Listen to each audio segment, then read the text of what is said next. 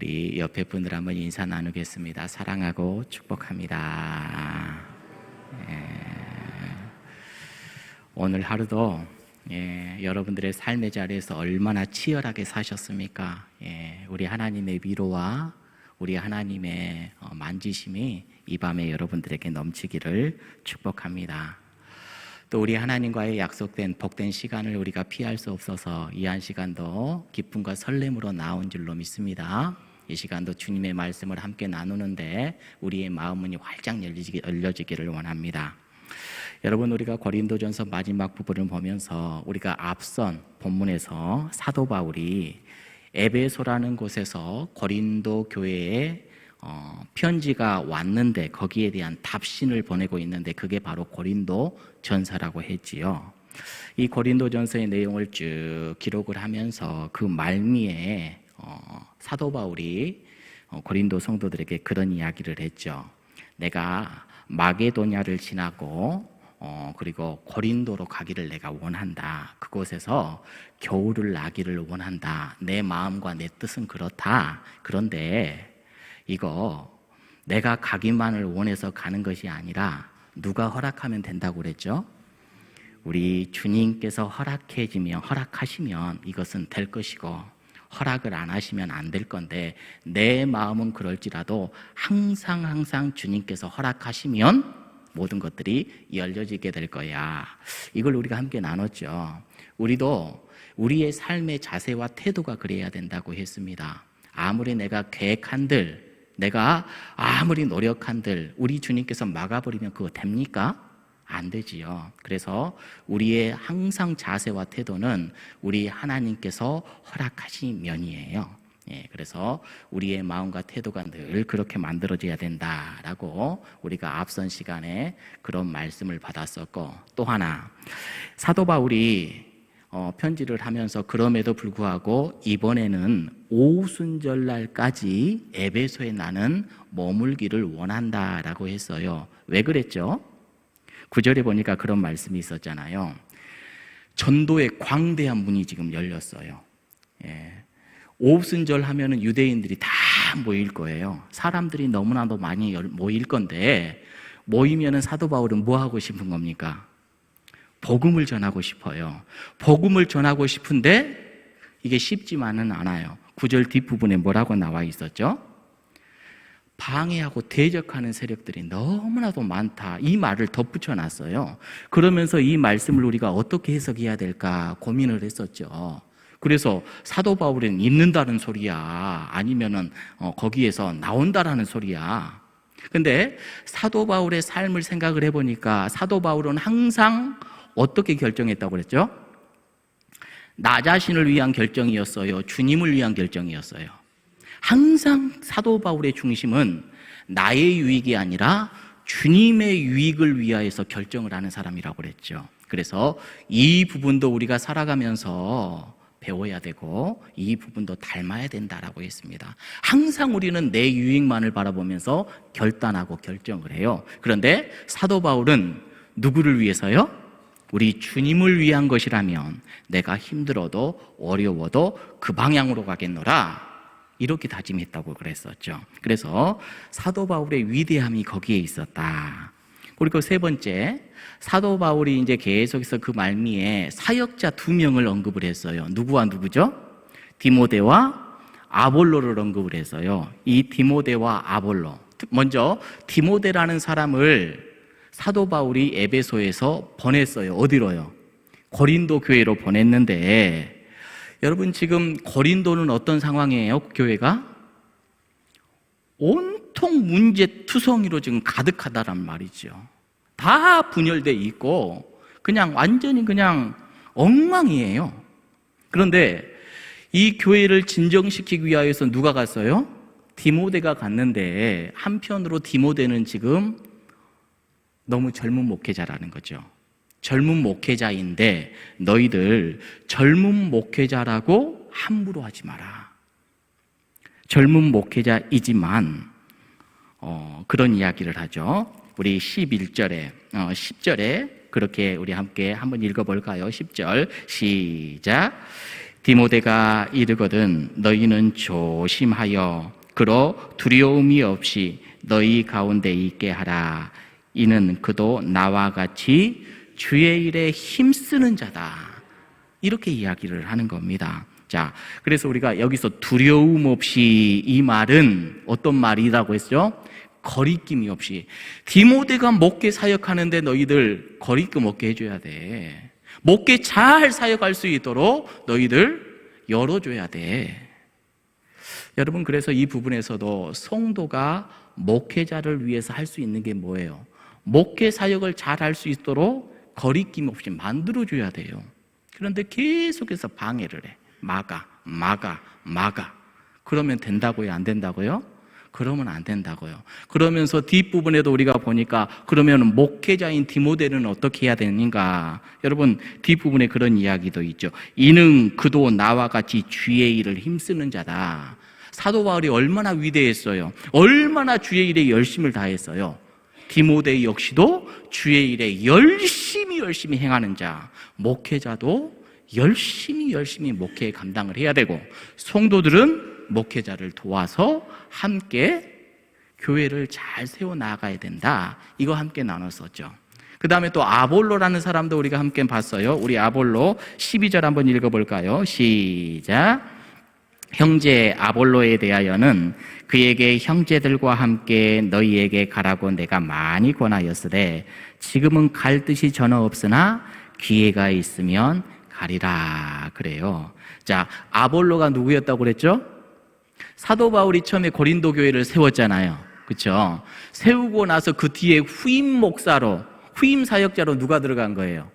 아볼로가 들어가서 거기에서 얼마나 말씀도 잘 가르치고 교회도 잘 세워놓는지 몰라요. 그러니 아볼로라는 사람은 고린도 교회에서 아주 상징적인 인물이 되는 겁니다. 자, 그런데 이 고린도 교회에서 지금 편지가 왔는데, 바울에게 왔는데, 바울에게 그런 질문을 하는 겁니다. 왜 아볼로는 우리에게 안 옵니까? 왜 한 번도 안 오는 겁니까? 좀 오라고 해 주십시오. 이렇게 이야기를 하니까 사도 바울이 뭐라고 해요? 내가 가라고 재차 권면했지만 지금은 아니야. 나중에 때가 되면 간다고 한다. 왜 아볼로가 사양을 했다고 그랬죠? 사양한 이유가 있었어요. 지금 교회가 어때요? 가장 큰 문제가 파당지어져 있어요. 베드로파, 아볼로파, 바울파, 그리스도파, 막 파당이 지어져 있는데, 이런 상황에서 누군가 거기에 핵심 인물 아볼로가 가면 어떻게 될까요? 이거 교회가 덕스럽지 않아. 그러니 너희들 주 안에서 사랑으로 하나 되고 문제가 풀려질 그때 가겠노라 라고 아볼로는 그런 마음을 이렇게 전달했다고 했지요. 자, 그래서 아볼로 역시도 사도 바울처럼요, 정말로 우리 주님을 위하여서, 교회를 위하여서 무엇이 덕인지, 지금 어떻게 행동하는 것이 우리 하나님의 영광을 드러내는 것인지, 아볼로도 자기의 개인적인 유익을 위하여서 행동하지 않았죠. 아볼로 얼마나 열심히 섬겼어요. 아마 그곳에 가면 얼마나 많은 환송을 받을까요? 환영을 받을까요? 얼마나 많은 사랑을 받겠어요. 그런데도 아니야, 지금은 아니야, 내가 가서 덕스러울 거 하나도 없어, 이렇게 따라하는 것이죠. 그래서 여러분, 사역자는요, 우리 하나님께서 세워주신 직분자는요, 내가 하는 이것이 아무리 옳고 바르고 하더라도 이게 덕스러운가, 이거 잘 바라봐야 됩니다. 나는 맞는 말 했어요? 이게 아니라, 이게 지금 내가 행동했을 때, 내가 이 말을 했을 때 지금 덕스러울 것인가, 많은 사람들이 이거로 인하여서 하나가 될 것인가, 이걸 우리가 잘 생각을 해야 된다고 그랬죠. 자, 그러면서 이제 오늘 13절의 말씀 이제 이어서 이렇게 함께 보는데요, 13절, 14절의 말씀을 보니까 이제 사도 바울이 마지막 권면을 합니다. 마지막 인사말을 하는데요, 5가지의 권면을 해요. 5가지. 우리 13절 한번 읽어보죠. 시작. 예, 깨어 믿음에 굳게 서서 남자답게 강건하라. 지금 고린도 성도들에게 이렇게 권면을 하고 있는 것을 보게 됩니다. 첫 번째, 깨어라. 깨어라. 깨어라 이 말을 헬라어 찾아보니까 그레고레고 이런 단어를 쓰더라고요. 근데 이 그레고레고의 이 어원을 보니까 에게이로라는 이 헬라어 단어가 있는데요. 자, 여기에서 이제 파생이 된 거예요. 에게이로는 어떤 뜻을 갖고 있냐면 일어나라 이런 뜻이에요. 일어나라. 뭐 하라고요? 일어나라. 고린도 교인들이여 일어나라 이런 뜻입니다. 일어나라. 자, 우리가 이 일어나라, 깨어라 이 말을 그리스도인으로서 어떻게 이 말을 그러면 받아야 될 것이냐? 도대체 어디에서 깨어야 되고 어디에서 일어나야 되는 것이냐? 우리가 이렇게 질문해 볼 수가 있겠잖아요. 우리는 어디에서 깨어야 돼요? 어디에서 일어나야 되죠? 오늘 우리가 크리스천, 믿음의 사람으로서 살아간다고 하기는 하지만 내가 오늘 나를 가만히 봐보니까 내 안의 틀에서만 갇혀 있어요. 세상의 틀에서만 갇혀 있어요. 믿는 사람으로서의 거룩함을 갖고 있지 못해. 내 세계관에서 늘 갇혀 있어. 신앙이라는 것은요, 자기 틀에서 깨어나는 겁니다. 할렐루야. 모든 사람들이 자기 우물 안에 갇혀 있어요. 자, 그런데 여기서 깨어나라. 깨어나며 나는 것이 무엇이냐? 깨어나서 무엇을 보냐면은 우리는 영혼을 바라보는 사람들입니다. 할렐루야. 깨어나서 영혼을 바라보는 사람이 되어야 돼요. 현실에만 바라보고 세속적인 것만 바라보고 오늘 내 생각에만 파묻혀 살아가고 여기에서 깨어나라. 너는 성도야. 너는 크리스천이야. 깨어나. 제발 거기에 매몰돼서 살아가지 마. 깨어나라. 지금 이 이야기를 하는 겁니다. 여러분, 우리가 나라는 우물을 깨고 나라는 틀을 깨고 영혼을 바라봤을 때요, 그 순간부터 우리의 삶이 바꿔지는 것이지요. 영혼을 바라보지 못하면요, 내가 뭘 해도 나라는 감옥에서 절대로 벗어날 수가 없는 겁니다. 그래서 깨어나라, 깨어나라. 첫 번째 권면이에요. 뭐라고요? 깨어나라. 잊지 마셔야 돼요. 깨어나라. 나는 지금 어디에 갇혀서 살아가고 있는가? 나는 과연 어디에서만 갇혀서 살아가고 있는가? 거기에서 좀 깨어나라.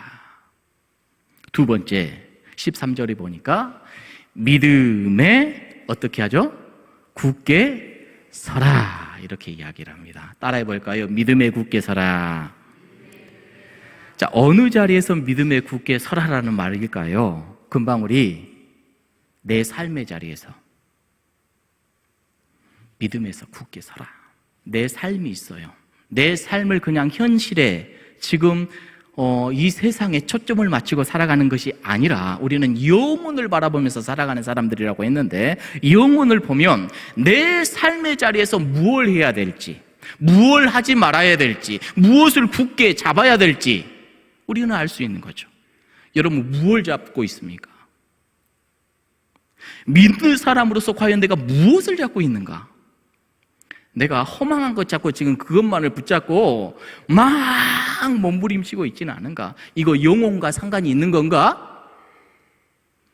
우리가 과연 영혼을 바라보는 사람이라면 그 영혼을 바라보고 붙잡을 줄 아는 사람이 돼야 되죠. 내가 반드시 지켜야 될 것이 있는 것이죠. 그런데 지켜야 될 것은 지키지 못하고 놔야 될 것들만 잡고 살아가. 여러분, 우리 주님보다 돈이 좋습니까? 우리 주님보다 명예가 더 좋습니까? 자존심이 더 좋습니까? 영원한 나라보다 지금 이 땅의 나라가 더 좋습니까? 뭘 우리가 굳게 잡아야 되죠? 현실의 즐거움과 쾌락이 우리 주님보다 더 좋습니까?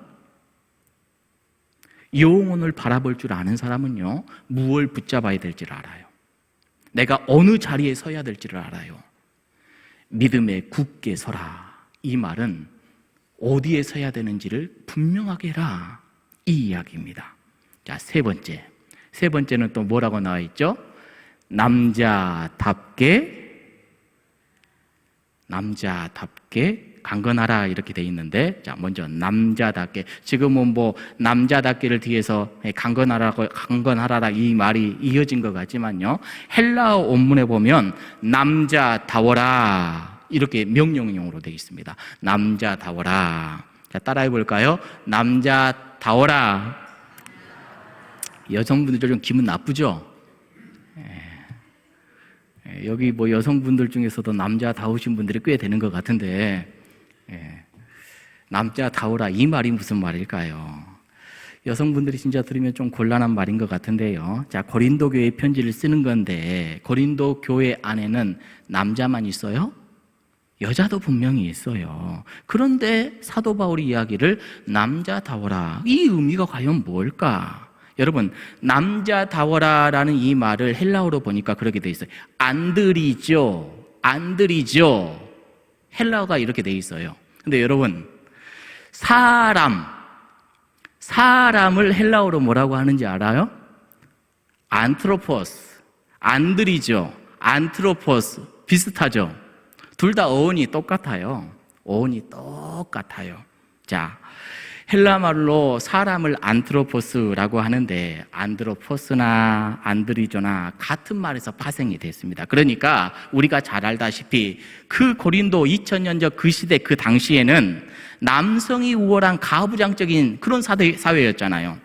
표현상 남자다워라 이렇게 이야기를 한 거지, 이를테면 우리가 생각하기를 성적으로 남자다워라, 여자다워라 이런 게 아니에요. 이게 무슨 말이냐? 남자, 여자 다 포괄해서 사람다워라. 우리 따라해 볼까요? 사람답게 삽시다. 그럼 우리 사람답게 지금 못 살고 있는 건가요? 근데요, 진짜 그렇잖아요. 우리가 사람다움을 잃어버린 때가 참 많아요. 우리 사람은 어떻게 지음을 받았어요? 우리 하나님의 그 고귀한 형상 따라 지음을 받은 사람들입니다.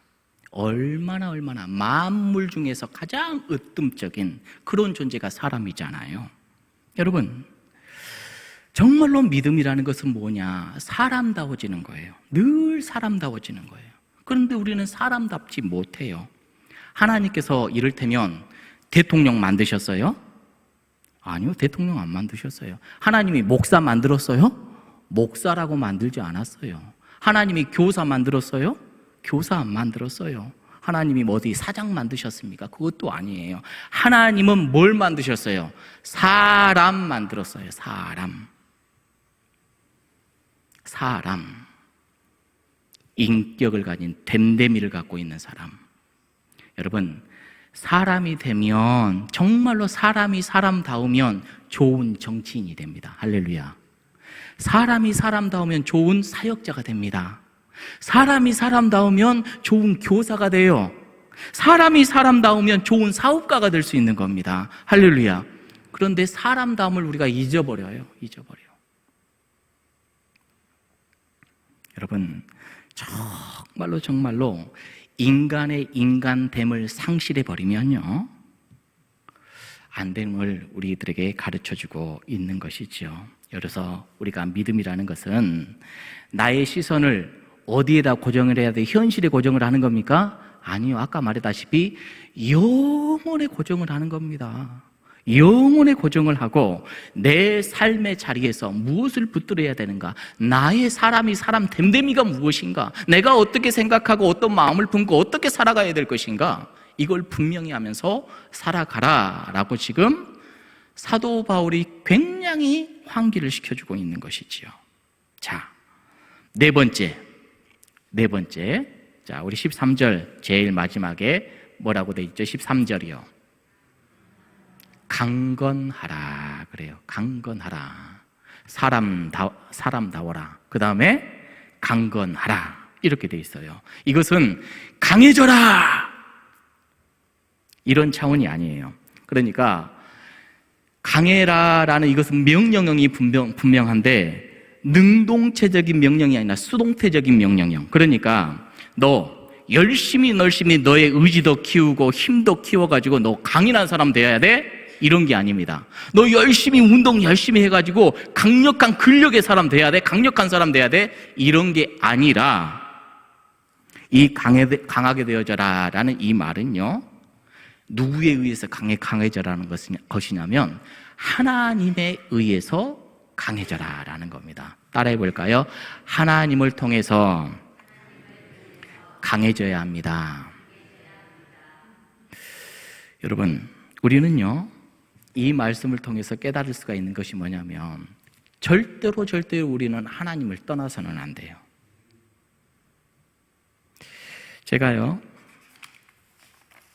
여기 있는 종이가 한 장 있는데 저 이거 종이 찢을 수 있는 힘이 있을까요, 없을까요? 저는 힘이 세거든요. 자, 3살짜리가 찢을 수 있을까요, 없을까요? 3살짜리도 찢어요.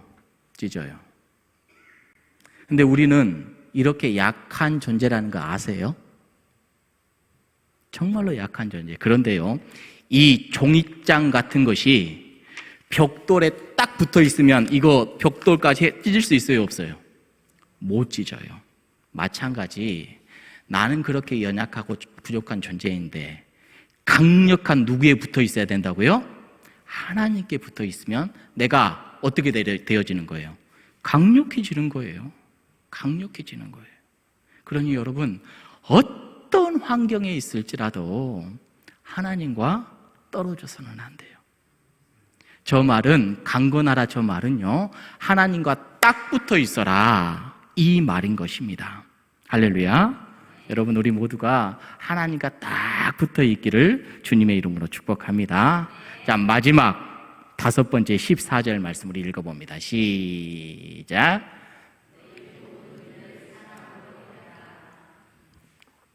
교회만 오면 사랑.